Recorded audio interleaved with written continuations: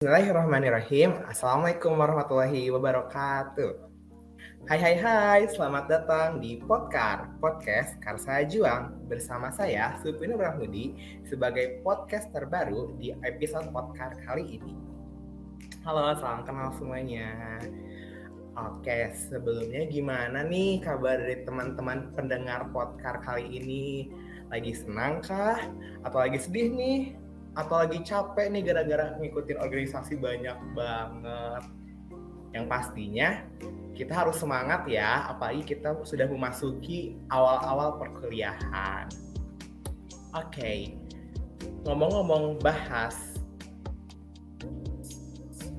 organisasi, di tema podcast kali ini kita bakal bahas bagaimana cara mengatur waktu di tengah sibuknya organisasi. Langsung aja nggak sih kita panggil narasumber kita, yaitu ada Teh Derin dan Teh IJ. Halo Teh Derin, halo Teh IJ. Halo semuanya. Halo semuanya. Gimana nih kabar dari teteh-teteh semua? Boleh nih dari Teh IJ dulu, gimana kabarnya? Alhamdulillah ya sejauh ini baik-baik aja gitu. Happy. Kalau Teh Derin gimana kabarnya? Alhamdulillah untuk kesehatannya, alhamdulillah kabar baik dan kabar hatinya juga senang bisa ngobrol sama teman-teman di sini. Alhamdulillah. Sebelum kita mulai, mending kita kenalan dulu nggak sih? Boleh nih kenalan dulu dari Teh Derin. Oke, halo teman-teman pendengar podcast. Salam kenal ya, aku Derina Maulinda, biasa dipanggil Derin, dari jurusan Teknik Kimia, program studinya D3 Analis Kimia dari angkatan 2021. Salam kenal semuanya. Boleh nih langsung kenalan juga nih Teh IJ. Oke, halo semuanya pendengar podcast. Kenalin, aku Zahra Dia Siti Yasmina dari kelas 2B Analis Kimia dari angkatan 2022. Halo, salam kenal. Nah, tadi kan mungkin udah kenalan nih. Sekarang kalau boleh tahu, gimana nih kesibukan dari teman-teman sendiri? Kalau Teh Derin gimana nih kesibukannya? Oke, wah ditanya kesibukan nih sama orang yang lebih sibuk. Untuk sekarang ini kan lagi masa liburan ya, tapi meskipun berlibur nih nyambi-nyambi kegiatan organisasi, baik itu di dalam ataupun di luar kampus, dan juga sambil curi-curi waktu istirahat di tengah liburan ini. Seperti contoh kesibukan organisasinya, kayak ada di HMJTK Polban ya, dari bagian dari MPH, terus di luar juga lagi ada kegiatan duta dan juga relawan. Itu Sufi untuk kegiatan kali ini. Wow, padat banget ya. Kalau Teh IJ gimana nih kabarnya? Kegiatannya sekarang lagi sibuk apa nih? Waduh, ditanya kesibukan. Ya mungkin untuk sekarang kesibukannya tuh sejauh ini cuma ngejalanin proker ya, proker himpunan sama proker dari BEM juga gitu. Terus ditambah lagi ada beberapa pekerjaan editing yang di luar organisasi gitu. Mungkin itu ya kesibukan saat ini mah. Lumayan padat ya keduanya. Ngomong-ngomong juga, aku dengar-dengar nih kalau Teh Derin tuh ikut PKM ya? Wah, denger-dengernya Sufi bener sih. Nah, kalau boleh tahu nih tentang PKM itu, gimana sih bagi waktunya Teteh untuk PKM dengan organisasi gitu? Mengingat kan kebanyakan orang sulit gitu ya untuk membagi waktunya untuk organisasi dan akademik. Oke, izin jawab versi aku ya. Dan untuk PKM sendiri, alhamdulillah ada di PKM Dikti yang sebelumnya dan ada mau berjalan juga nih di PKM Polban yang dimana hal tersebut kan sebetulnya berbeda waktu. Sehingga itu bisa dimaksimalkan dengan manajemen waktu tentunya teman-teman. Karena menurutku itu sebuah kesempatan yang bagus ya. Terlebih dengan adanya PKM ini bisa menjadi jalan, jembatan untuk kita bisa melaksanakan penelitian juga dengan memperoleh pendanaan gitu. Nah, untuk segi mengatur waktunya, sebetulnya semuanya itu bisa berjalan beriringan dengan time management yang baik gitu. Seperti contohnya nih untuk sekarang kan akademiknya lagi libur ya. Nah, bisa nih dipertimbangkan dan juga bisa dimaksimalkan waktunya untuk memfokuskan berjalannya PKM kayak gitu. Nanti kalau misalnya udah masuk nih, difokuskan dulu untuk akademiknya dan di waktu liburnya atau setelah sepulang sekolahnya, sepulang kampusnya bisa dimaksimalkan untuk PKM ataupun kegiatan organisasi lainnya. Jadi kuncinya di time management juga rasa semangat kita untuk mengerjakan itu sih, Sufi. Nah, ramai banget ya kayaknya, tapi buat teman-teman juga kayaknya bisa nggak sih buat nyobain PKM di next kesempatan? Ya nggak sih Teh Derin? Bisa banget sih, itu sangat direkomendasiin ya. Apalagi kan untuk podcaster kita juga ya, untuk Sofi pun sama-sama berpengalaman untuk ini dan teman-teman yang lain. Bisa dipelajari. Oke, kalau selain ngebahas PKM kan tadi itu aku dengar gitu dari Teh Derin sama Teh IJ gitu tergabung dari organisasi-organisasi di himpunan maupun di luar himpunan, kayak Teh Derin masuk MPM, Teh IJ masuk BEM gitu. Nah, terus kan kayak banyak gitu orang-orang yang susah untuk membagi waktu, apalagi kayak sekarang kan banyak mahasiswa-mahasiswa baru yang baru masuk ke Polban, jadi mereka juga pasti kaget kan untuk membagi waktunya. Nah, aku pengen nanya nih, bagaimana gitu cara kita menyeimbangkan diri khususnya antara akademik dan organisasi. Kalau menurut Teteh ini gimana nih caranya? Kalau mungkin dari Teh Derin dulu ya. Oke, di sini ada yang highlight-nya yaitu menyeimbangkan diri nih, dan juga gimana ya caranya. Terus di tengah kegiatan atau di tengah organisasi, baik itu khusus di himpunan atau di luar himpunan ya teman-teman. Nah, untuk teman-teman maba pastinya kan baru meraba, ada cara dan ada tips pandangan aku gimana sih caranya. Yang pertama itu kita mengenal diri sendiri dulu sehingga tahu akan kapasitas diri, sampai mana nih akan mengeksplor sesuai dengan kapasitas diri sendiri. Terus ketika nantinya menjalani harus membangun dengan energi dan juga mindset yang positif sehingga menjadi bahan bakar semangat nih untuk mengeksplor kegiatan-kegiatan baru khusus untuk teman-teman di HMTK Polban.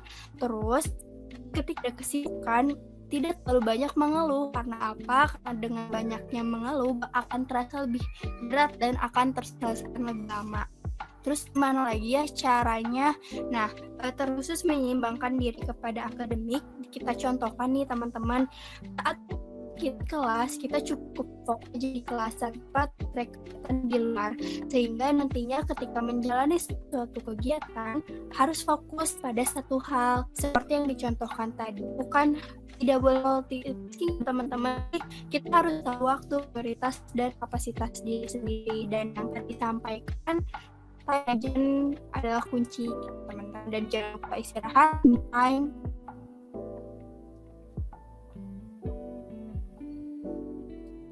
Jangan lupa istirahat, me time ya teman-teman, dan jaga kesehatan Itu sih dari saya ya. Gimana? Kayaknya dari narasumber TIJ nih ada yang mau disampaikan lagi.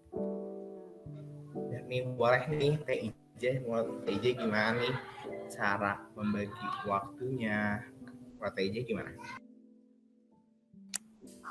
Ya, tadi kan ya udah disampaikan juga sama Teh Derin. Sebenarnya emang kurang lebih kayak gitu ya teman-teman, kalau cara menyeimbangkan diri gitu antara kesibukan akademik dan organisasi. Namun yang paling penting, akademik itu kan udah menjadi kewajiban kita ya sebagai mahasiswa gitu. Jangan sampai kewajiban inti kita untuk belajar itu tidak dijalankan dengan baik gitu. Terus kita juga harus pintar-pintar menempatkan prioritas kita pada saat itu apa gitu. Jadi teman-teman semua diharapkan bisa kayak ngebentuk skala prioritas masing-masing gitu.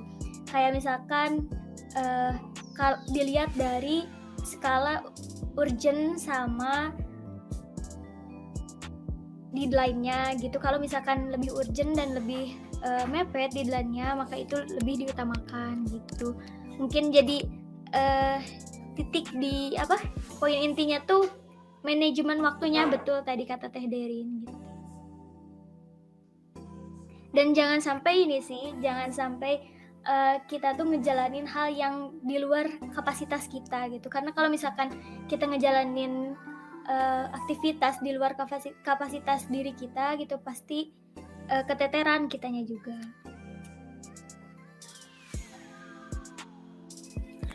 Oke, terinspiratif banget nggak sih kata-kata yang tadi kayak harus bermindset positif, membagi skala prioritas. Ngomong-ngomong nih soal skala prioritas, aku boleh nanya nggak sih ke Teh IJ? Dulu tuh kan kita juga pernah ya pas mau masuk organisasi itu ditanya skala prioritas nih. Gimana nih cara Teh IJ gitu menentukan skala prioritas tersebut sehingga kita tidak hanya fokus ke salah satu prioritas saja. Boleh Teh IJ?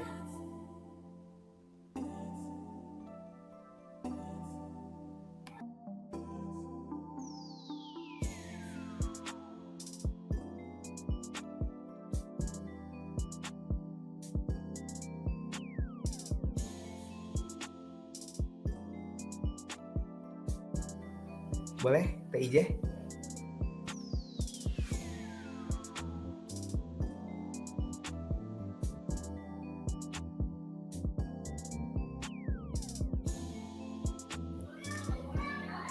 Halo Teh IJ.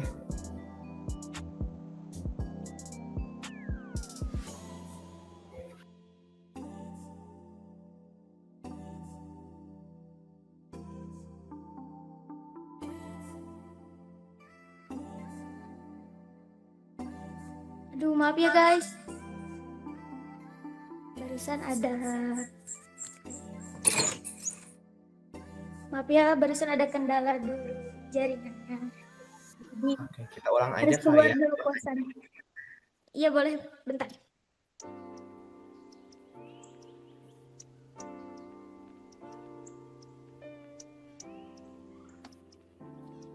Gimana? Oke, kita ulang aja ya pertanyaannya. Nih ngomongin tentang skala prioritas. Kan tadi udah ngebahas nih kita tentang skala prioritas gitu. Terus pas kita awal-awal masuk organisasi kan kita juga ditanya tuh tentang skala prioritas tersebut. Gimana sih cara Teh IJ ini untuk menentukan skala prioritas sehingga kita tuh nggak memprioritaskan fokus kepada salah satu prioritas saja gitu, tapi dengan prioritas-prioritas yang lain juga kita bisa membaginya gitu. Gimana nih Teh IJ? Oke, kalau menurut aku ya skala prioritas itu kondisional gitu, karena dilihat dari urgensi sama waktunya gitu. Kalau misalkan suatu hal itu lebih urgent dan lebih mepet waktunya, maka itu akan menjadi skala prioritas buat aku gitu. Jadi kalau misalkan nih kegiatan akademik dan kegiatan organisasi itu berbarengan gitu, dan terus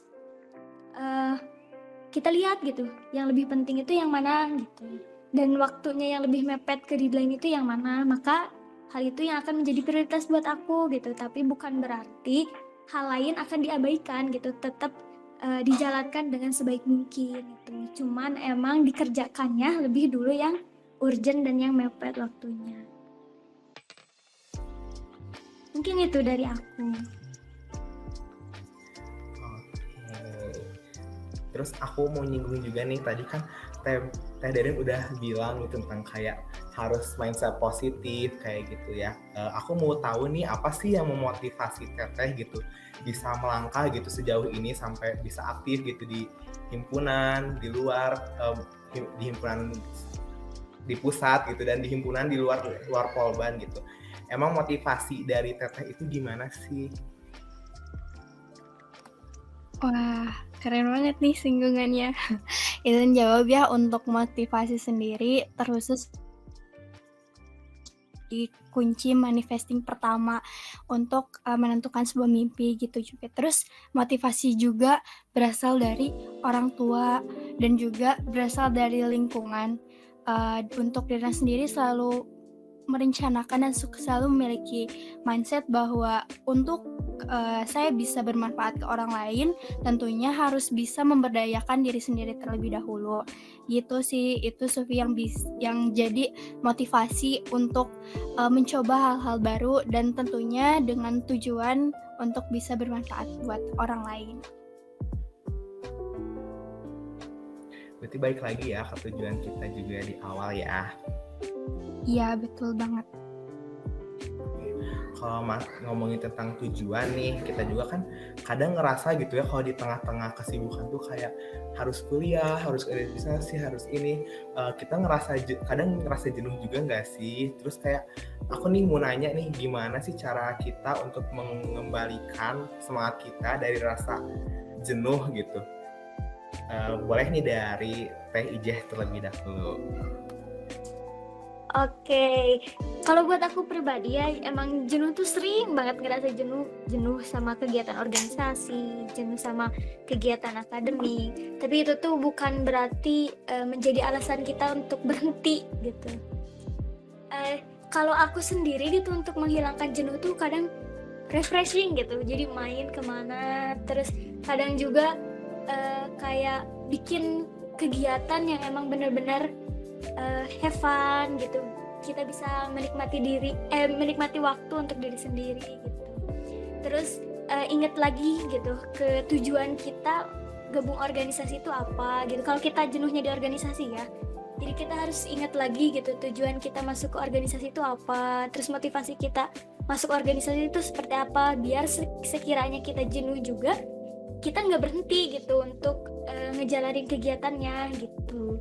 Jadi ingat lagi sama perjuangan yang udah kita laluin sebelumnya gitu, karena cukup memotivasi ya kalau misalkan kita nginget perjuangan kita sebelum-sebelumnya, kayak oh ternyata aku udah ngelewatin proses ini sejauh ini gitu. Jadi itu tuh pembakar semangat lagi gitu buat aku mah. Mungkin itu ya dari aku. Berarti itu tergantung mindset kita juga ya. Ya betul, jadi kita tuh ya harus grow mindsetnya gitu. Oke, ngomongin tentang mindset nih, aku mau nanya lagi deh ke Teh Ijeh, gimana sih gitu cara Teh Ijeh gitu, mindset apa gitu yang harus kita tanamkan di diri kita sebagai mahasiswa supaya komitmen kita tuh bisa dijaga gitu di organisasi. Oke, sebenarnya kalau mindset mas setiap orang itu beda-beda gitu. Cuma untuk aku pribadi mungkin harus optimis gitu dan harus emang benar-benar tahu diri dan tanggung jawab gitu. Karena dari setiap langkah yang kita lalui itu ada konsekuensi yang harus kita jalani gitu termasuk dalam berorganisasi. Jadi kayak kita udah masuk organisasi berarti ada tanggung jawab yang harus kita tanggung, yang harus kita jalani gitu. Mungkin tadi juga disinggung sama Teh Derin, harus positif gitu.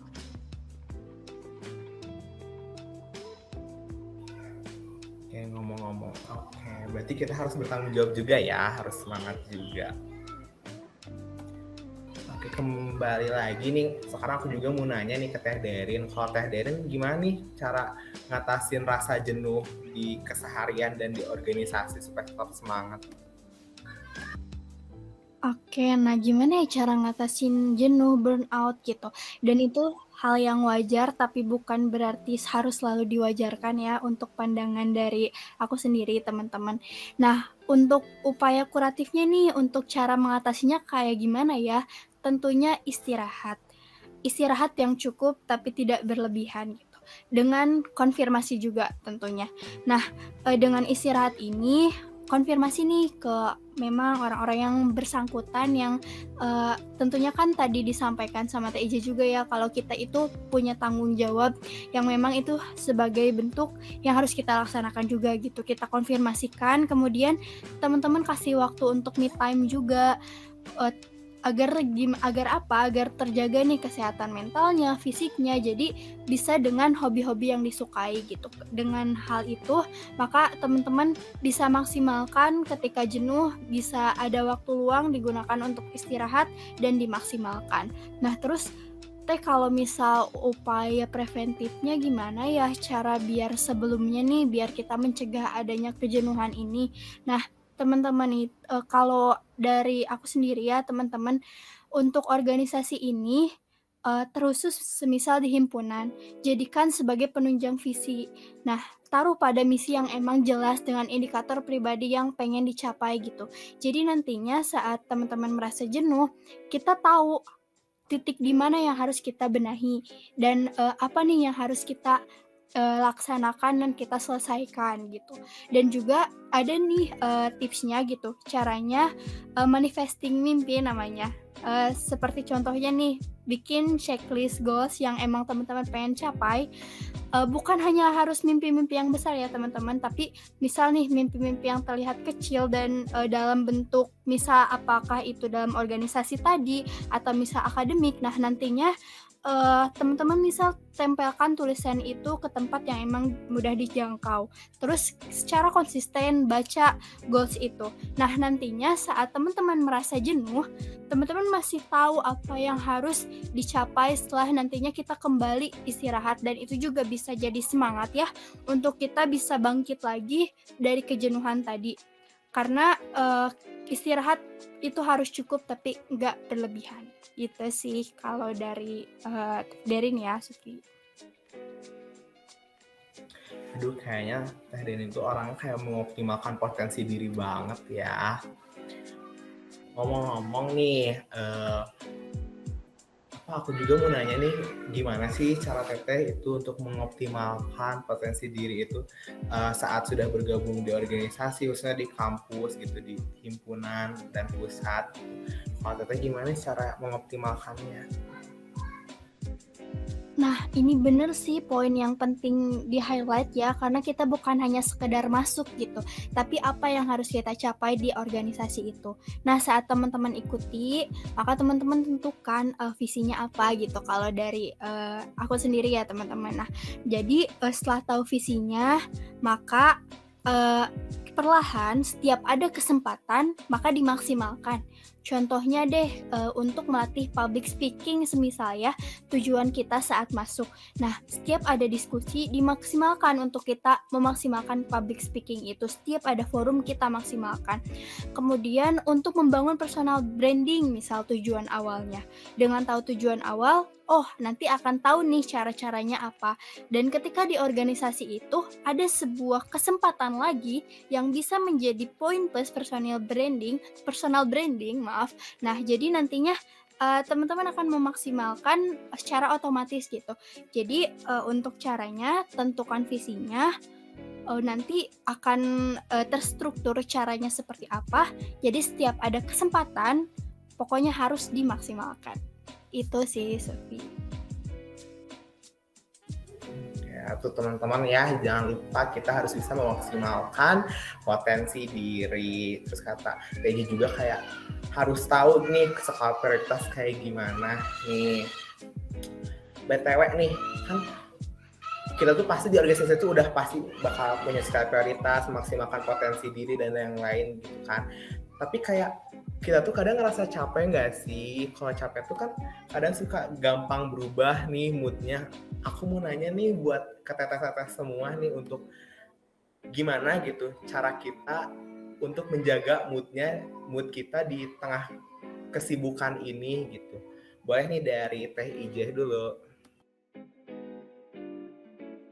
Oke, kalau aku pribadi ya untuk mengatasi mood gitu, biasanya butuh partner yang emang bisa diajak cerita gitu. Butuh partner yang emang satu tujuan dan satu satu pemikiran gitu. Karena selain jadi di sana tuh kita kayak sharing gitu tentang apa yang udah dijalanin. Kadang itu tuh kalau lagi capek-capeknya itu tuh bener-bener kayak ngebangkitin mood gitu. Terus kita juga bisa ngeluarin apa yang apa yang lagi kita rasain gitu. Terus juga intinya kalau misalkan kita ngejalanin segala sesuatu itu harus dengan hati yang senang gitu. Karena kalau misalkan ngejalanin sesuatu dengan hati gitu, dengan perasaan, pasti nantinya juga have fun gitu. Jangan asal ngerjain gitu, asal beres. Terus kitanya juga diusahain bisa enjoy dengan segala aktivitas yang kita kerjakan gitu, biar mood kitanya juga terkontrol. Mungkin itu dari aku. Oke. Berarti partner penting banget kali ya buat kita.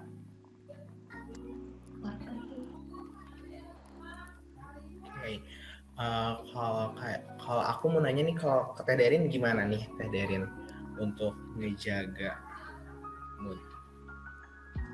Oke, nah dengan jaga mood tentunya kembali lagi ya sama diri pribadi gitu untuk mengatasi mood seperti apa. Cuman untuk versi aku, nah caranya itu kita berada di lingkungan yang kooperatif dan juga kita cari nih untuk ngobrol sama teman-teman terdekat. Bener banget tadi, partner yang bisa ngerti kita, dan juga cari orang yang bisa mendengarkan keluh kesah sehingga nantinya mood tadi yang awalnya jelek nanti bisa dilimpahkan ke hal-hal yang positif kayak gitu sih. Jadi kan dengan kita punya partner ya bisa punya pandangan lagi nih dan punya semangat lagi, dan tentunya ketika kita ngobrol dengan orang yang tepat justru kita dapat apresiasi dan semangat lagi untuk jalanin kegiatan selanjutnya.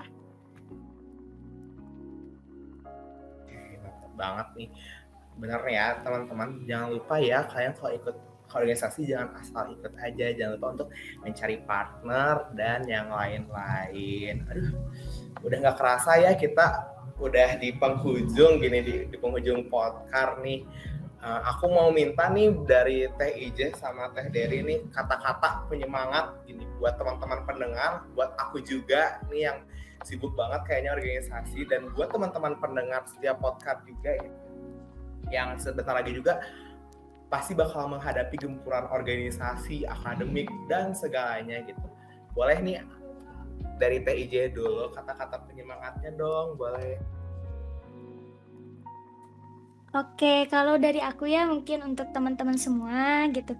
Terus untuk aku pribadi juga gitu. Aku pernah baca gitu satu quote di mana katanya gini, bunga yang mekar hari ini tidak ditanam kemarin sore. Jadi intinya kalau kita ingin terlihat indah gitu, tanda kutip indah, itu tuh butuh proses yang lama gitu, bukan dengan proses yang sebentar gitu. Jadi untuk teman-teman semua jalanin prosesnya gitu, jalanin setiap langkahnya gitu. Perjuangan kalian gak akan sia-sia, kalian akan terlihat indah pada waktunya gitu. Mungkin itu dari aku. Kalau dari Teh Derin gimana nih Teh Derin? Oke, nah untuk teman-teman, halo semuanya yang mendengarkan podcast ini sampai akhir, kalian orang-orang yang kuat. Akan ada hal yang saya sampaikan bahwa jangan menunggu kesempatan datang, tapi ciptakanlah dan jadikan organisasi sebagai kesempatan yang perlu diciptakan. Tentu berbekal menyeimbangkan diri yang dimiliki. Guru terbaik bisa ditemukan pada setiap pengalaman, jadi raih kesempatan itu sebanyak-banyaknya. Pernah mendengar kata dari Mbak Najwa Shihab bahwa pernah disampaikan nih, ingatlah kehidupan kampus dengan terus mengasah. Jangan habiskan waktumu untuk berkeluh kesah. Mengasah di sini bisa dengan organisasi, akademik, kegiatan lainnya yang bisa menjadi alternatif yang baik. Untuk itu cukup sih yang disampaikan.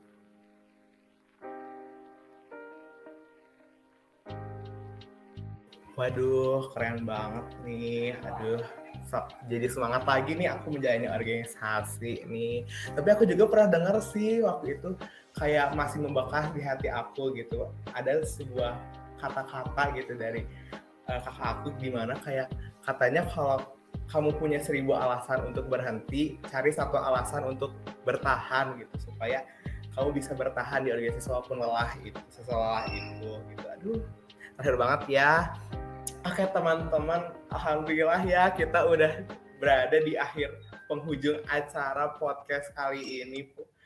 Buat teman-teman semua, makasih ya yang udah ngedengerin sampai akhir di acara podcast ini. Tapi sebelum ditutup, aku mau minta nih buat Teh Ije sama Teh Deden lagi nih, ini mah terakhir banget.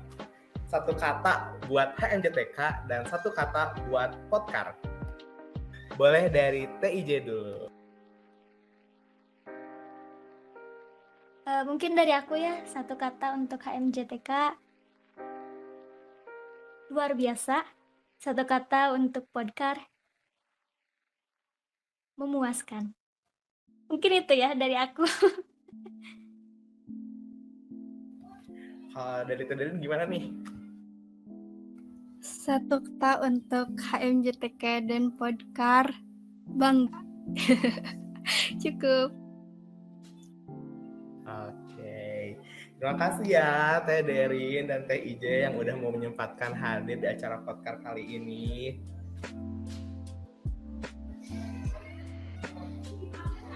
Ya, makasih banyak juga ya teman-teman atas kesempatannya. Makasih juga untuk Sufi sebagai podcaster kita.